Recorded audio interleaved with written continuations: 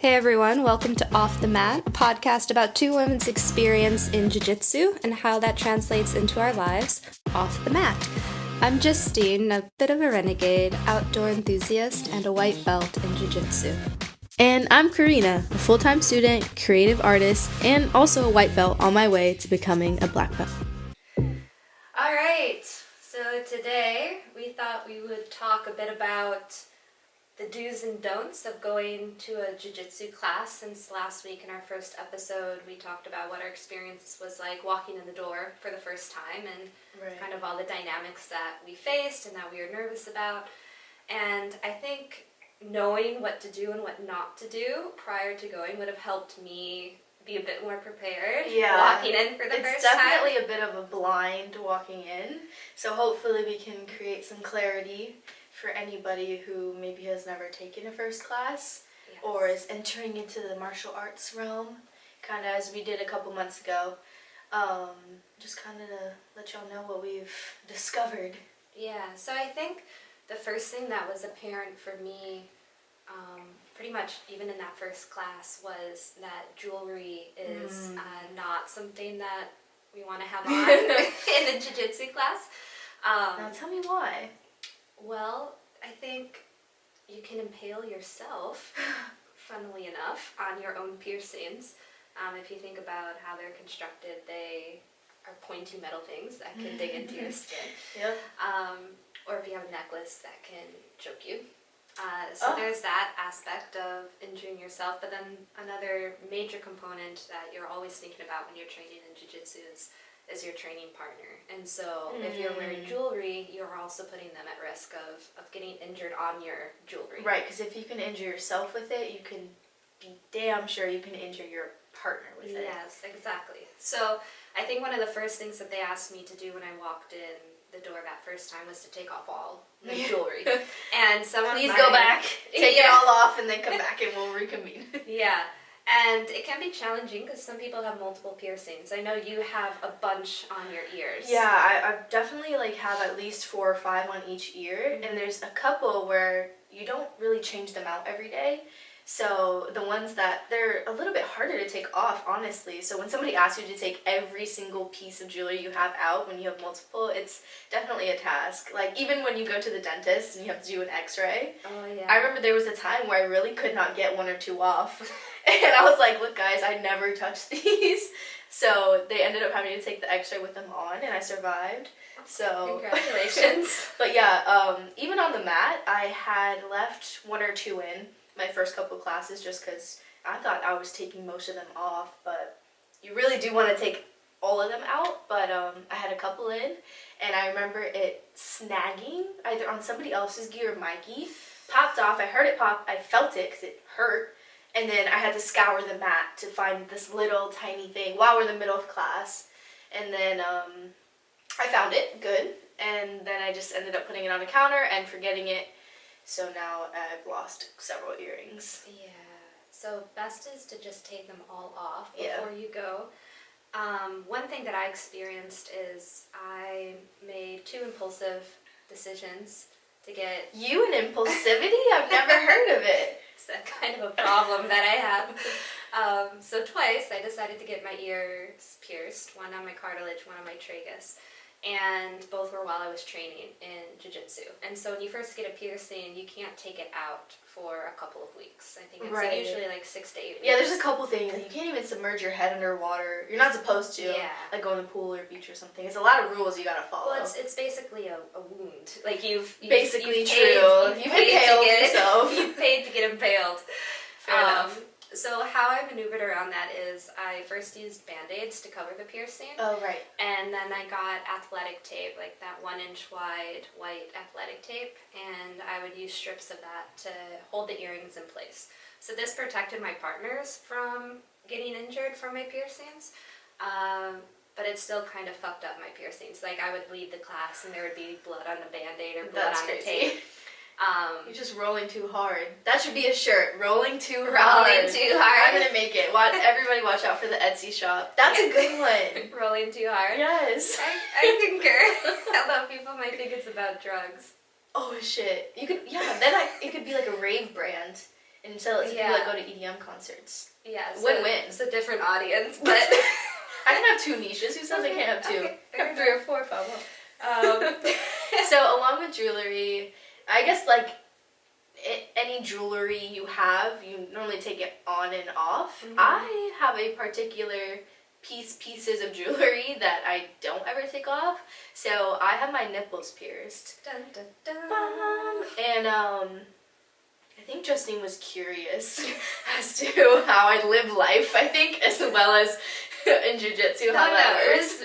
When you told me you had your nipples pierced, my first thought was, how the hell does she roll? Because I feel like my boobs, just in general, when I'm rolling, get like instinctively touches. You know, I'm like protective of them. They get smashed.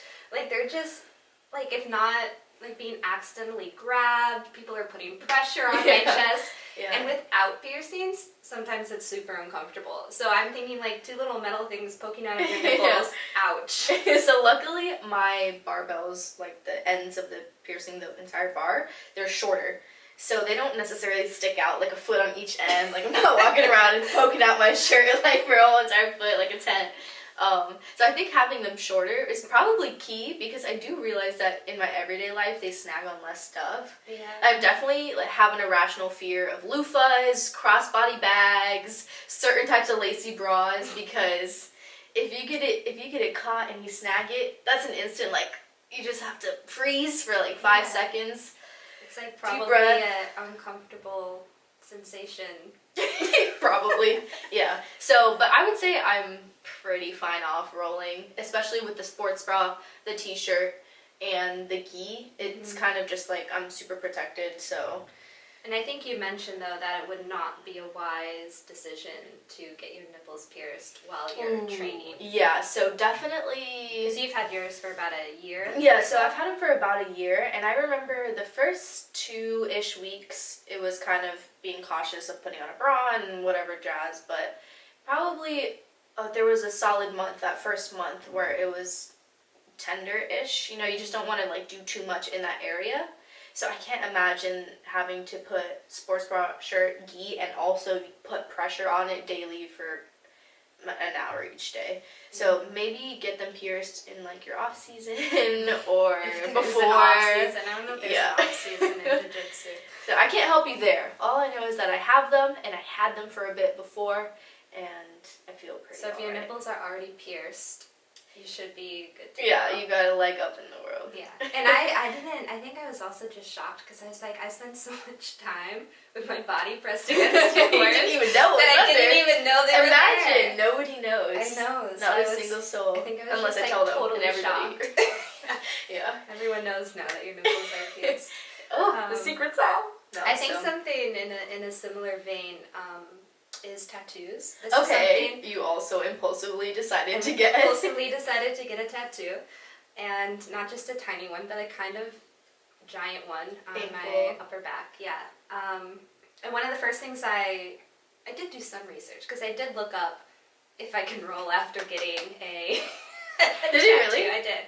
I looked it up, and they said that it wasn't very intelligent to roll after getting a tattoo. You had to wait a couple weeks. What do you mean by wasn't very intelligent? Well, It can be taken into interpretation. that, you know, it can Tell me prevent facts. proper healing of Oh, the tattoo. no, It you can never cause wanna an hear that. infection or something like that. So they recommended, like, on Google, online, like in forums, they were saying, you know, like 2 or 3 weeks minimum before going back to rolling.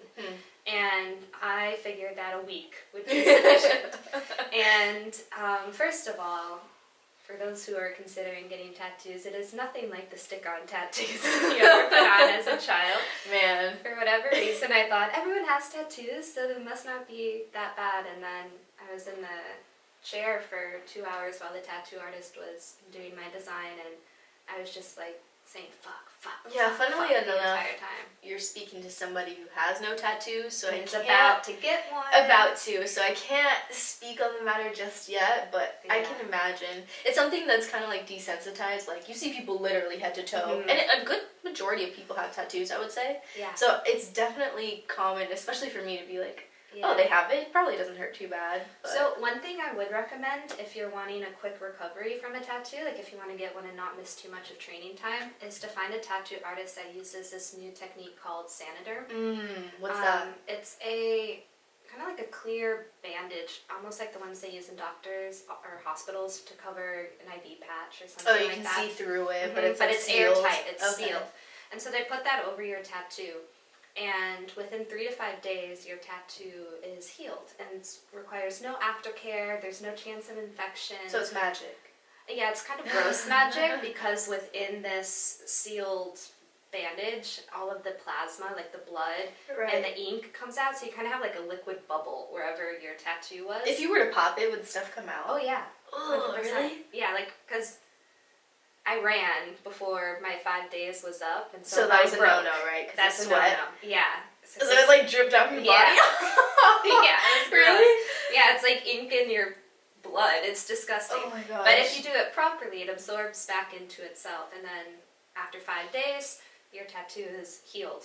So that's a really quick turnaround compared So these might be on our don'ts list. Don't nipples pierce freshly, and don't tattoo freshly. Unless you're going to do the Saniderm. It's hard. It's hard to take off a day or a week or yeah, well, 2 that's, weeks I from mean, training. for me, it was I'm paying for the classes. I don't want to miss the techniques. Yeah. I don't want to get out of the routine of going. So I think all these things are something to consider when thinking about, piercings or tattoos, just in general. So. Yeah, so I guess we have the basic one that we haven't touched on yet, which I would say is hygiene. Mm-hmm. I think it's pretty known that you're going to be in intimate quarters with another person. Specifically, I would say oral hygiene to jiu-jitsu, or maybe even wrestling as well. Not that I'm versed in wrestling. I'll stick to my lane. But yeah, oral hygiene, like brush your teeth, mouthwash is great. Even like deodorant, I feel like that counts in an orifice that protrudes smell. I don't know if deodorant is included in oral hygiene, but maybe hygiene it's close. Close in the body and thing. Yeah. That's hilarious. What else? There was one more.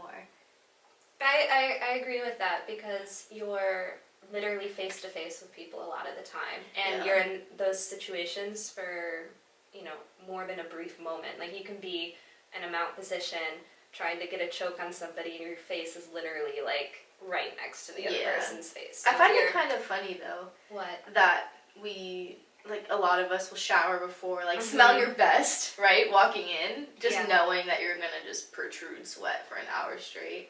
Yeah. But I think it's definitely worth it rather than coming in stinky and leaving stinkier and coming clean and just leave it a little bit stinky. Yeah, well, you're gonna feel better, and also your training partner and whoever you're rolling with is gonna thank you that you don't smell.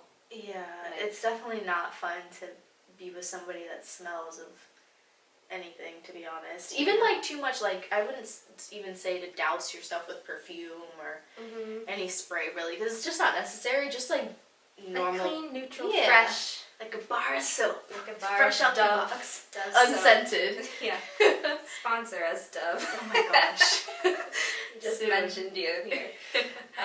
What else? But yeah, I think there's that, and then we also had hair. Oh, hair's a Hairstyle. big one. So I have pretty thick curly hair. You do. And Karina has longish, straightish hair. You told me. That's fair. It has blue streaks in it currently. It has a little bit of blue. But it's very hard to actually find a hairstyle I found that works where my hair stays. I'm constantly having to redo my hair throughout a class just because of the positions you're rolling around on the ground, you're ducking your head through small crevices in people's bodies, you're doing all sorts of things. So I find the tighter you can have your hair pulled up, the better. The more receding the hairline, the better. Yeah, and Karina told me that she uses like hairspray or gel. Hairspray, gel, for sure. Gel has been like my go-to. I honestly never even used gel until like right before jiu-jitsu, and I have a big toe that was barely getting used, and that's where I use it the most is jiu-jitsu. And just especially just like the face framing pieces, because it's easier to redo your hair when you just need to like fix the bottom part, but if you need to fix the whole entire frizz that's going around your head, it takes longer. So I feel like the gel helps minimize time because you just got to redo whatever messed up in the back part, 50%, you know? Yeah, and I think an important thing overall as we're discussing these topics is that you really just want to be as practical as you can. Yes, practicality. Like it's, that you know, should be it's the word of the not day. going to be something where, you know, it's like how you're going to look when you go out at night. Like, you can still look cute going into jiu-jitsu, but the goal is really to train. And so what are the practical steps you need to make sure you get the most out of that session in the gym? Yeah, I think I figured one impractical thing that I was wearing that I have now nixed, which is mascara. For me, I sweat a lot, especially through the pores of my face, and my mascara would just be like raccoon running down, just had like a nightmare and just, you know, the whole deal. Yeah, so, and then you're also wearing a white gi, so to have potentially black mascara or even any face makeup rub off on a gi, there are yours or other people's. Yeah, it's just kind of like avoid it. I think the only thing that could potentially be smeared on your gi is blood, and we have seen that happen a little bit, like a toe sliced open or something. There's definitely like people leave class with like blood on their gis. I've seen it multiple times. Yeah, I've definitely heard our coaches shout like their remedies for blood. Like, okay, make sure to put it on cold or whatever. Like they know, they've been there. Yeah. So that's super practical because I think also sometimes we at least train at night, so you might have makeup on throughout the day that you put on, and then it is kind of an additional step to be conscious of maybe the fact that you want to take it off before going to class. And that's exactly what I do. I do go out through my day, wear my makeup, whatever it is, and then once I'm getting ready for class, whatever outfit that I got on, and then I do my bathroom portion, which is like take off the makeup, wash the face, do the hair, brush the teeth, mouthwash, good to go. Throw on my slides. Deodorant. Yes, don't forget that one. I do wear deodorant, don't let that. She always smells good. We train together. Yeah, I would say you smell good too. Thank you. Good partners. So actually, that's a good leeway into probably one of our final aspects we wanted to touch on, which was outfits and clothing. Yeah. And there's two scenarios that we train in. One is gi classes, where we're wearing that kind of bulky white uniform. Ours is white. They come in multiple colors. They do. Actually, one of our friends dyed their white one hot pink. Yeah, it's pretty. It came out pretty cool. He told me he got a big tub. I was like, what did you do to him? Big tub, pink dye. So it can be any color. Ours right now are white. And then one day a week, Karina and I train no gi. So that's where you're just training in street clothes. So do you want to touch on first about gi, like what you wear for class? Sure. So for gi, it's a little bit easier. I would say that there's more options in my closet for gi, and so there might be more options for any normal person as well, because you are covered up fully with basically a whole new top and a whole new bottom. Your under parts don't matter too much, so they recommend like any type of athletic wear. I think we found that leggings we like the best because they don't chafe if you wear like biker shorts, but biker shorts are cool too. And then something that you're gonna sweat in, so like a t-shirt, a tank top works. I would say no crop tops, like no like tank tops that are shorter, just because like belly poking out is a thing, because you'll have to sometimes readjust your gi. The gi moves around. It does move around, so something, I even tuck my shirt into my pants beforehand so that I get those extra inches. So gi is I would say not too bad, like normal athletic, and you'll find like eventually what doesn't move too much, but for no gi, it's a little bit different. Yeah, and I would say just one more thing for gi is you want something that's kind of light, because the gi itself is quite heavy. Yeah, that's a good point. And you're gonna sweat a lot, so I find that it's more tolerable when I'm wearing kind of a lighter undergarment. Yeah, I'm definitely not choosing to wear like a long sleeve. No. I mean, some people do, but I feel like tank top. Or like no wool. Yeah, okay, material. And you want to wear like something that's light, that's breathable, because you're wearing this giant thing on top. Yeah, agreed. Yeah, as much as you can. And then so no gi is you're basically coming in street clothes. There's no, as the name would imply, no gi that you're wearing. So this one's a bit trickier.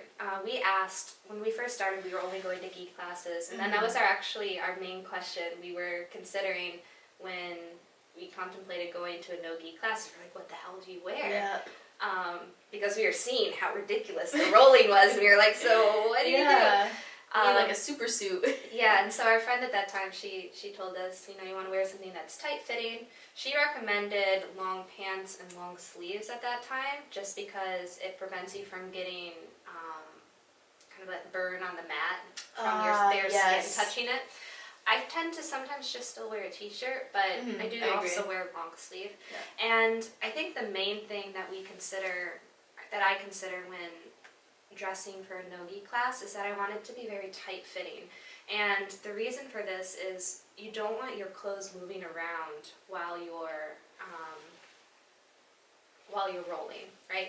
Of course, there might be some wardrobe dysfunctions that occur, but as much as possible, you want to keep your shirt down, you want your pants to stay, like, on your legs. Yeah, and even though it's not, like, super fully possible to not have your clothes move an inch unless you are truly gluing it down, there are certain types of, like, long sleeves, even the rash guards and stuff that a lot of people wear, they're meant. Yeah, so rash guards is obviously a huge part of the jiu-jitsu gear, right? A lot of people wear them, especially for no-gi classes, and they're tight-fitting clothes that are meant specifically to facilitate rolling. Right, so they don't ride up on the bottom. No. They're full length. A lot of them even, I think there's this one brand that our friend Meg talks about, the leggings, they don't have a seam up the front, I think, which is something that's kind of annoying. In the butt. There's no, like, seam in the butt area. Yeah, where it's like just more of an effective legging for rolling around, moving, being stretched out and stuff. So you want just like tight-fitting clothes.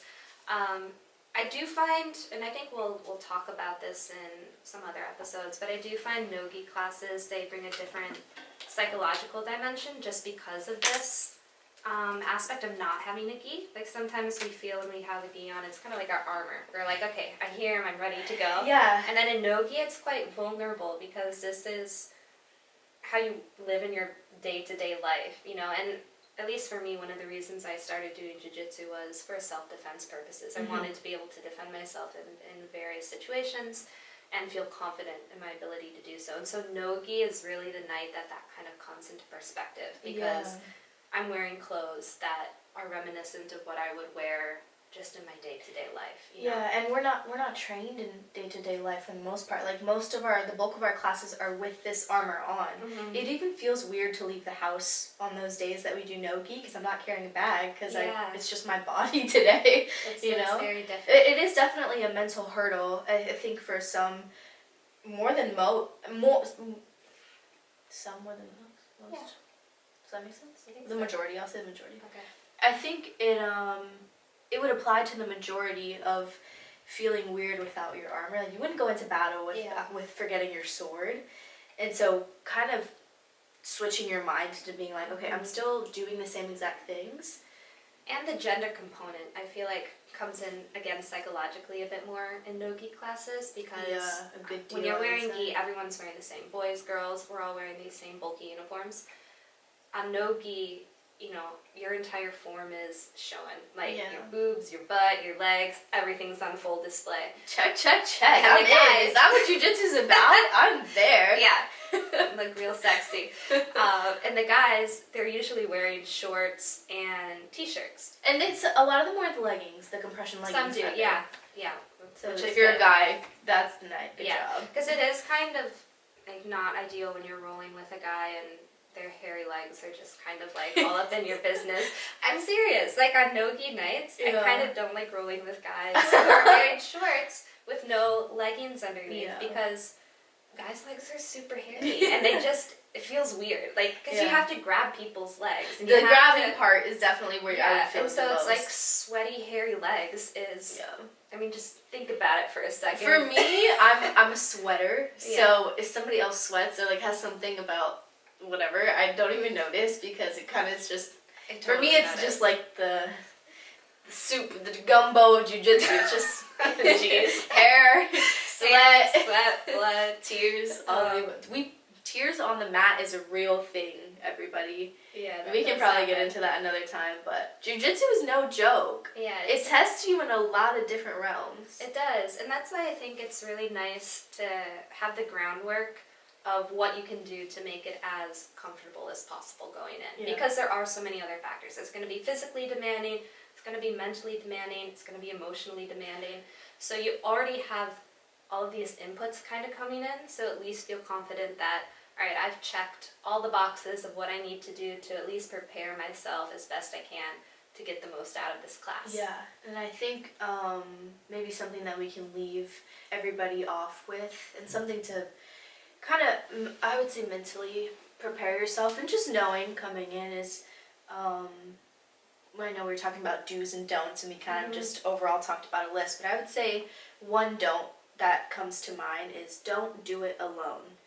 And it seems kind of interesting to say that because, number one, physically can't do this alone. By yourself. Right, like you. We have tried.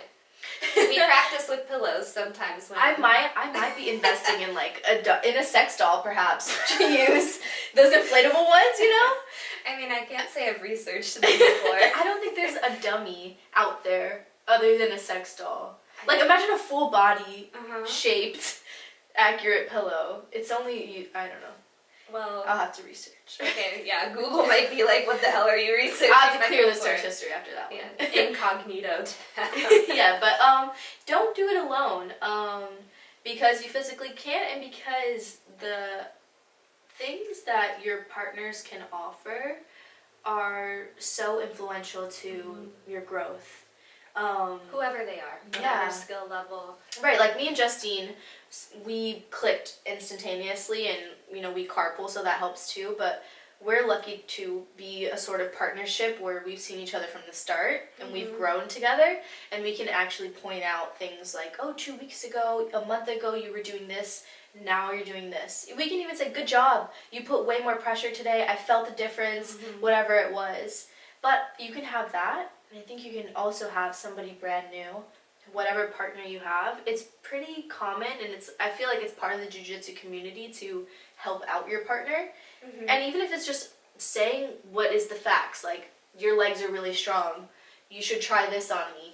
Like, you almost had it there. It's pretty normal, and it's a good feeling to have that. And so you're not alone in this sport, I would say. So go in kind of with an open mind and being willing to connect with people.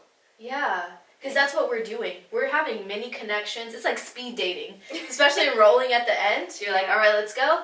And you kind of learn each other through your roles. Yeah, you do. And then taking class, week after week, the other people in the class will get to know your style too. And we've had multiple times where we've been come up to and somebody's like, oh, you did way better in that. Because they've seen us from the beginning as well. Yeah. So it's a nice feeling having others around you and that are also experiencing the same exact things that you are. Yeah, and Karina and I are still kind of the babies in the class in terms of time. Like when we line up by belt, we're still on the far left side. Yeah, of the, they rank line, you. They'll line us up sometimes by rank. So, the highest, the most experienced black belt at the end, white at the bottom. And we always, when they say line up, we just immediately turn to the end and mark our place spot. there. Yeah. But if you guys have any questions about additional things for preparation for a class, any I bet there's more that we don'ts that we haven't touched on, feel free to ask. We're happy to respond to any inquiries about it. And just go out and have fun. Whether it's on the mat or off the the mat. mat.